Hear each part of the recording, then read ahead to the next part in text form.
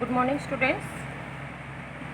आज हम आयनिक यौगिकों के गुणधर्म पढ़ते हैं। ठीक है, सबसे पहले हमने कल देखा था कि जो है मेटल्स की और नॉन मेटल की जब आपस में रिएक्शन करवाते हैं तो हमें आयनिक कंपाउंड मिलते हैं, क्योंकि मेटल के ऊपर पॉजिटिव चार्ज आता है और नॉन मेटल के ऊपर नेगेटिव, और दोनों आपस में कंबाइन होकर क्या बनाते हैं, आयनिक कंपाउंड बनाते हैं। अब आयनिक की जो है प्रॉपर्टी मीन्स उनके गुणधर्म देखेंगे।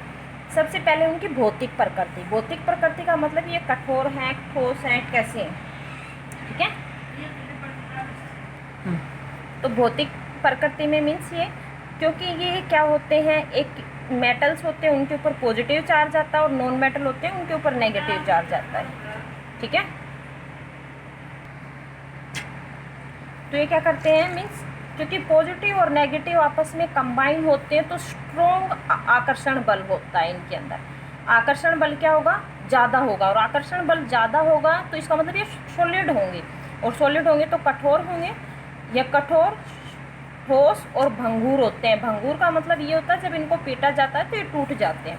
उसके बाद में गलनांक और कवंथनांक। गलनांक और कवंथनांक का मतलब होता है कि ये जो यौगिक होते हैं, ठीक है, ये जो आयनिक है तो इनमें पॉजिटिव और नेगेटिव आपस में कंबाइन होते हैं तो आकर्षण बल भी क्या मिलेगा, ज़्यादा मिलेगा। और आकर्षण बल ज़्यादा है तो इसका मतलब इनका मेल्टिंग पॉइंट और बॉइलिंग पॉइंट भी क्या मिलेगा, ज़्यादा मिलेगा।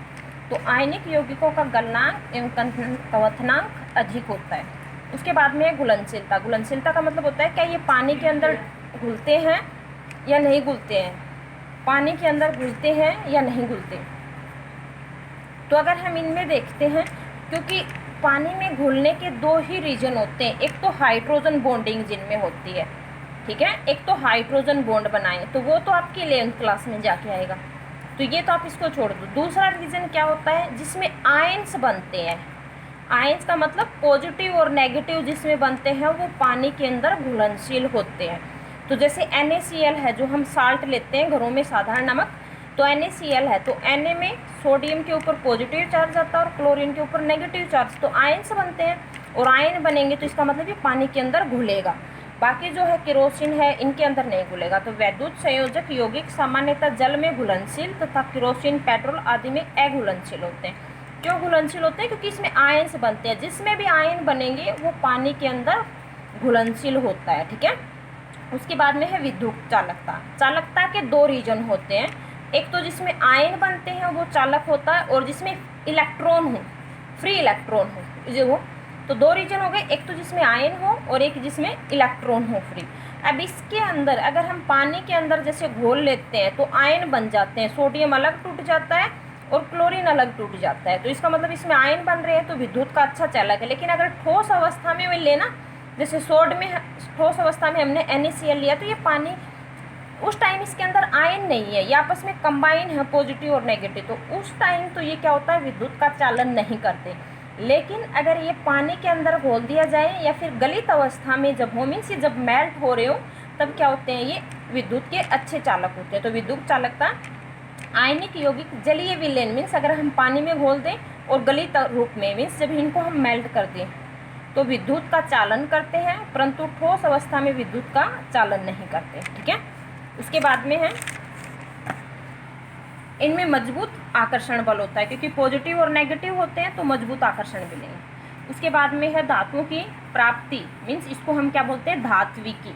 धातुओं की प्राप्ति कैसे होती है, धातुओं को प्राप्ति से मेथड पढ़ने से पहले हम कुछ पदार्थों के मीन्स हमें जानना चाहिए भी, खनिज क्या होते हैं, ऐसक क्या होते हैं, गैंग क्या होते हैं। सबसे पहले देखो खनिज, जो आपकी पृथ्वी के नीचे प्राकृतिक रूप से जो भी उपस्थित यौगिक होते हैं उनको हम क्या बोलते हैं, खनिज। अपनी जो अर्थ क्रस्ट है उसके नीचे जो प्राकृतिक रूप से जो यौगिक पाए जाते हैं उनको हम, जो कंपाउंड पाए जाते हैं उनको क्या बोलते हैं, खनिज। तो पृथ्वी में प्राकृतिक रूप से उपस्थित तत्वों एवं यौगिकों को खनिज कहते हैं, इनको हम क्या बोलते हैं, खनिज। उसके बाद में ऐसक। ऐसक क्या होते हैं, जब ये खनिज, जो हमने ये खनिज निकाले, इनमें धातु की मात्रा जितनी ज़्यादा होगी उतना ही मीन्स वो उतना ही लाभकारी होगा। ठीक है, और उसको निकालने के लिए कम खर्चा करना पड़े, उसको निकालने के लिए कम खर्चा करना पड़े तो उसको हम क्या बोलते हैं, ऐसक। तो वे खनिज जिनमें धातु अधिक मात्रा में पाए जाते हैं, मीन्स जिनमें जो खनिज हमने निकाले जिनमें धातु की मात्रा अधिक हो और उसे निकालना लाभकारी हो, मीन्स खर्चा भी कम लगे उसको रखने, तो उसे अयस्क कहते हैं। उसके बाद में है गैंग। गैंग क्या होती है? जो पृथ्वी के नीचे जो अयस्क मिलते हैं, ठीक है, जो हमने ये अयस्क निकाले, इनमें क्या होती हैं? कुछ रेत पाई जाती है, मिट्टी के कण पाए जाते हैं और काफ़ी अशुद्धियाँ पाई जाती हैं। तो जो अशुद्धियाँ होती हैं उनको हम क्या बोलते हैं? गैंग। तो पृथ्वी से निकाले गए अयस्कों में रेत, मिट्टी जैसी अशुद्धियाँ पाई जाती हैं जिन्हें हम गैंग कहा जाता है, ठीक है।